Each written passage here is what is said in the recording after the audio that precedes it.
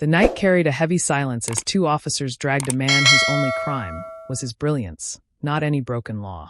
Dr. David Cole, a 42-year-old black professor of astrophysics at Crestwood University, had just finished a late lecture and was walking across the quiet campus, his mind still busy with formulas and theories. His steps echoed against the stone courtyard when flashing red and blue lights tore through the calm. Two white officers leapt from their cruiser, both women known in the district for their arrogance. They didn't ask questions. Instead, they mocked his voice, his posture, even his very skin. "Genius, huh? Let's see if that brain saves you now." One sneered as cold steel cuffs snapped around his wrists. Students nearby froze in disbelief, some recording on their phones, others too afraid to speak. David's calm protests, "Check my ID, I'm a professor here," were drowned out by cruel laughter. The humiliation cut deeper than the cuffs biting into his skin. But justice has a way of turning tides.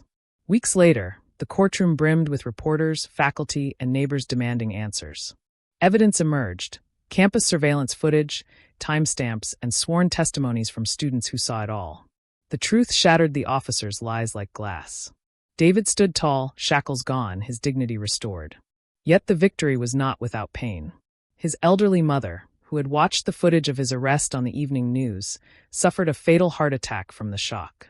Her empty seat in court was louder than any verdict. The two officers, stripped of their badges and titles, stood trembling as the judge delivered their sentence.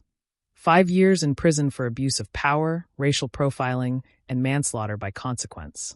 In Crestwood's halls, David returned not as a victim, but as a symbol, a reminder that truth may be delayed, but it never dies.